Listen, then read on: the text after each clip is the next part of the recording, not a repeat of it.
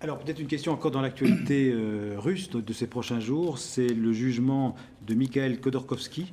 C'est l'ancien PDG du groupe pétrolier Yukos, donc il était condamné en 2003 à 8 ans de prison. Il est rejugé dans un deuxième procès pour détournement cette fois-ci de 218 millions de tonnes de pétrole. Il risque 14 ans de camp. Le verdict est attendu à partir de mercredi. Alors est-ce que ce procès Khodorkovsky, c'est le procès d'un voleur entre guillemets, ou d'un opposant politique en Russie? Non, c'est un procès d'un voleur, entre guillemets, si vous voulez, puisque je ne veux pas me prononcer à la place du tribunal, des juges. Nous avons une séparation des pouvoirs, comme chez vous. Il faut laisser cette affaire aux juges qui vont se prononcer dans les jours qui viennent.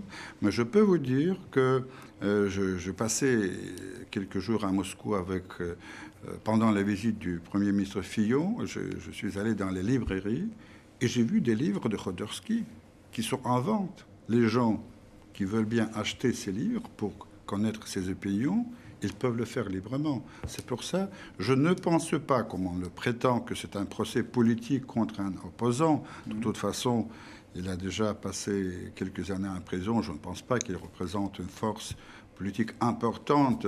C'est plus un procès contre quelqu'un qui n'a pas respecté des lois concernant l'imposition. C'est un procès qui peut servir d'exemple pour d'autres oligarques, comme on les appelle dans votre pays? Je le pense. Je le pense, puisque par le passé, on connaît très bien, dans les années 90, alors les grandes fortunes de la Russie ne se sont pas toujours faites d'une façon très égale, mais c'était une autre époque.